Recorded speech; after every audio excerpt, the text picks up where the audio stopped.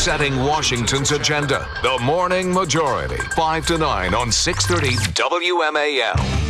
6:37 here with Brian Wilson this morning, and today is the deadline for the War Powers Resolution. That's right. This is it. 90 days. We've hit it.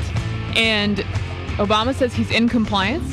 The House disagrees, some of them suing him, in fact. Speaker of the House says no, he's not in compliance. Right. And there's some weird stuff going on. Kucinich praised Bush for coming to them on the war, coming to Congress on the war. The New York Times... Stop the presses. Really? Right. Dennis Kucinich had something nice to say about George W. Bush? It was mild. New York Times editorialized against Obama, saying he needs to check in with Congress.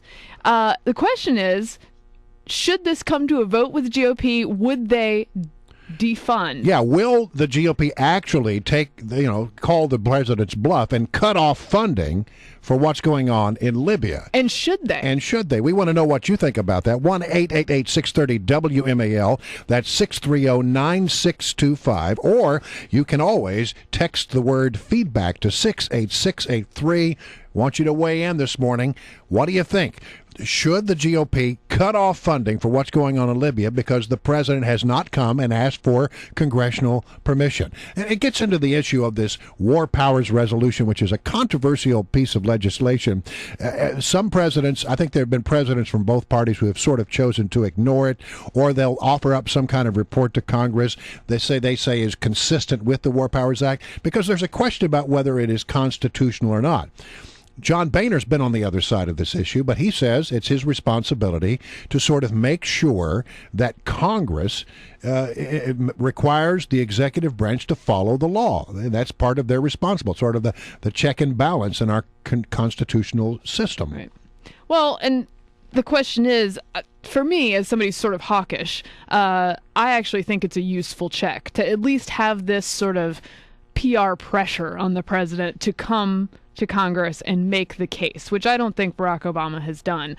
The New York Times sort of uncharacteristically in favor of this campaign. That's right. Maybe because it's Obama And related. of course, this comes all before the big golf summit. Yeah. In fact, some have suggested the president really has until Sunday to sort of do something. I guess they're not going to take this up until next week if it were to be taken up at all. He's really dug his heels in, it seems, saying we're in compliance. These are not the droids you're looking for. That's right. These are not the droids you're looking for. 1-888-630-WMAL. That's 630-9625. Text feedback to 68683. Let's go to Arlene in Centerville. What do you think, Arlene? What's your opinion about this? Good morning. I think the GOP should cut the funding now. They should have done it earlier.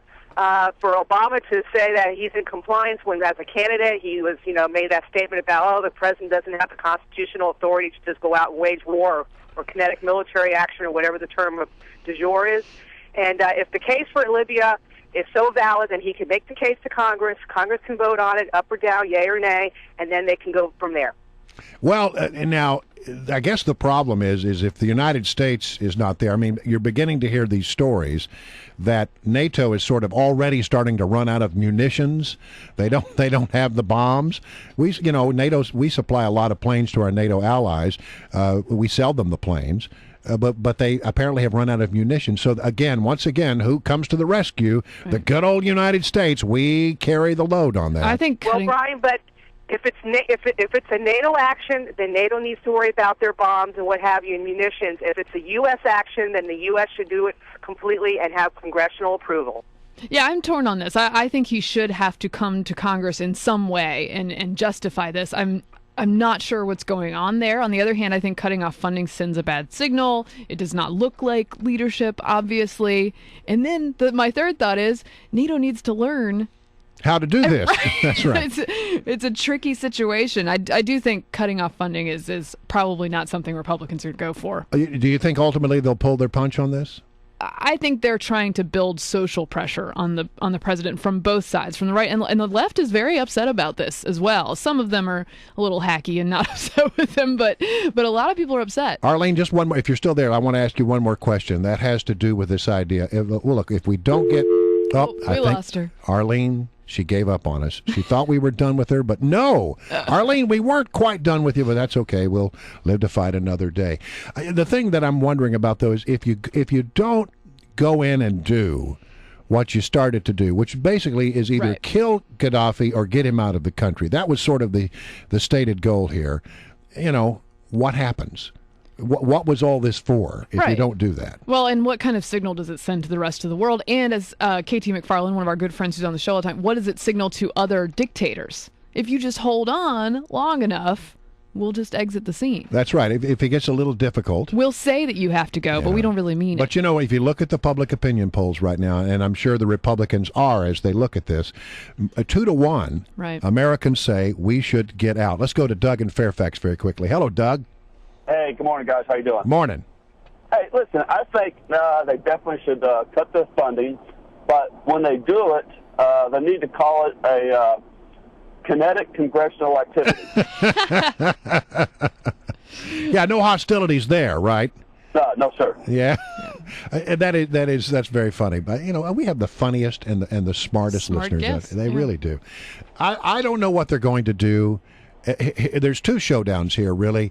What happens if you pick this fight with the folks of Libya and Gaddafi and you don't follow through? For the Republicans, the question is, what if you pick a fight with the president over the War Powers Resolution and then you're not willing to actually go forward and actually cut funding? But Boehner says he is. He's making the threat. Well, and for many Republicans who are hawkish, they say, well, once a Republican's president again, we can say, what War Powers Act? All right, let's go to Howard in Manassas. What do you think, Howard? I think that the president should have to go to Congress and at least explain himself and justify himself and not just act like a dictator king. And it also shows the world how NATO and the United Nations are basically worthless, and without our leadership, they're nothing. And the world always wants to cut on America about everything, but they don't give us credit for how we always help out the world. We're not perfect, but we do a lot. And the United Nations and NATO, they can't even take care of their own little backyards. Well, let's just state the obvious here. The United States military has capabilities to move quickly anywhere in the world that other countries, there's no other country in the world now that has the capabilities of the United States military. No, as Robert Gates pointed out last week, Europe's been, well, he didn't exactly say it this way, but I will. Europe's been funding things like Greece. Yeah. They don't fund military. Interestingly enough, the Germans aren't involved in this action, this NATO action, even though they are members of NATO and certainly have benefited from the NATO agreements over the years. Spain, you might let Spain have a pass right now, given all the financial problems they got right now. The Netherlands, our good friends in the Netherlands, are not participating in this NATO action in Libya. So many around the world have chosen to say, you're on your own. And France, who has been an active participant in this NATO action, has sort of already given signs that they want to pull their aircraft carrier out pretty soon. Yeah, I mean, when you've got folks like that, it's not going